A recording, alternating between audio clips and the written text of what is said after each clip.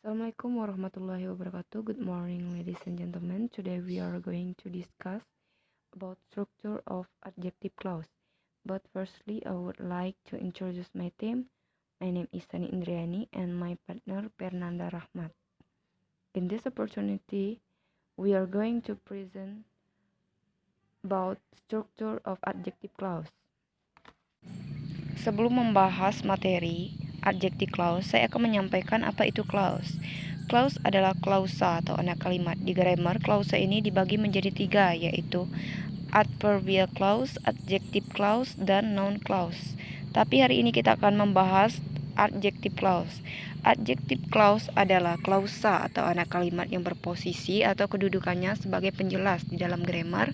Kita katakan sebagai modifier, yaitu penjelas daripada noun. Jadi noun adalah hal yang dijelaskan oleh adjective clause. Atau dalam istilah grammarnya, noun adalah sebagai noun antecedent, yaitu sebagai rujukan dari yang dijelaskan dalam pembahasan adjective clause. Nah, di sana ada beberapa part dari adjective clause, tapi hari ini kita akan membahas 2 bagian, yakni RPS relative pronoun as subject dan RPO relative pronoun as object.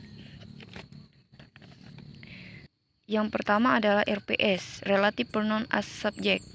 Relative Pronoun as Subject yaitu klausa yang menjelaskan daripada subjek itu sendiri. Bisa kita lihat di sini conjunction atau kata penghubung pada adjective clause yang di RPS. Yang pertama adalah who untuk menggantikan person, yang kedua adalah which untuk menggantikan non-person, yang ketiga adalah that untuk menggantikan person maupun non-person. Jika subjeknya manusia, kita gunakan conjunction who. Jika subjeknya selain manusia, maka kita gunakan conjunction which. Jika yang jelaskan manusia, nounnya manusia ataupun selain manusia, maka kita gunakan that. Oke, kita langsung saja masuk ke contoh. Di sini ada 2 kalimat. Kalimat pertama ada we see a man, yang kedua adalah he eats a banana. Oke. Bagaimana kita menyatukan 2 kalimat ini dengan conjunction yang ada di RPS tadi? Kita lihat dahulu di sini ada 2 noun yang sama, ada man kemudian ada he. Ini adalah noun yang sama. Kenapa sama? Man yaitu he itu sendiri dan he adalah man itu sendiri. Cara menggabungkan kalimat seperti ini adalah kita lihat dahulu, jika nounnya adalah manusia maka kita gunakan conjunction who. Jadi cara menggabungkannya adalah he dihilangkan. Jadi kalimatnya adalah we see a man who eats a banana.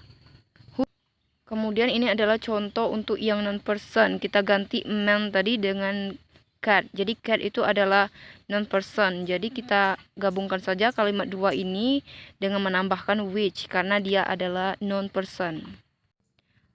Kemudian kita masuk ke next lesson, yaitu RPO relative pronoun as object. Kalau tadi RPS conjunctionnya kembali ke subjek, sedangkan RPO maka conjunctionnya itu kembali kepada objek.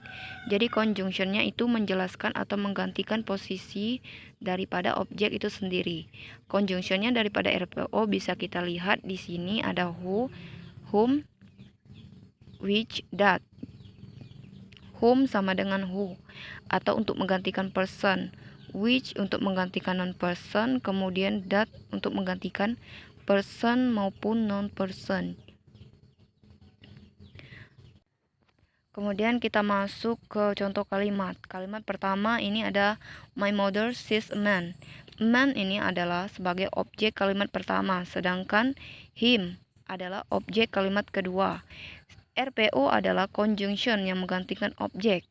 Sebelum kita gunakan conjunction who, which, that, perlu diketahui ini bercerita tentang apa dan nounnya apa, apakah person ataupun non-person. Ketika nounnya person, maka kita gunakan whom. Ketika nounnya non-person, maka kita gunakan which. Oke, kita lihat contoh kalimat di sini. Di sini ada man. Kita gunakan yang whom berarti. Ketika kita gabungkan menjadi satu kalimat menjadi my mother sees a man whom Fanny loves. Ibu saya melihat laki-laki yang dicintai Fanny. Nah, kemana himnya tadi? Him harusnya ditulis di sini, namun untuk kasus ini kita hapus. Kenapa? Karena tidak boleh ada 2 objek dalam satu kalimat.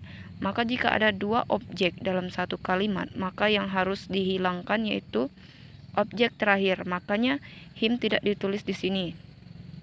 Saya hapus menjadi my mother sees a man whom Fanny loves. Nah, Untuk yang non-person itu sama, hanya saja diganti which. Lalu bagaimana dengan conjunction that?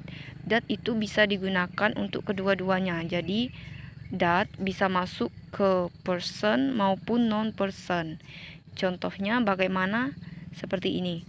My mother sees a man that Fanny loves. Sedangkan untuk yang non-person sama. My mother sees a cat that Fanny loves.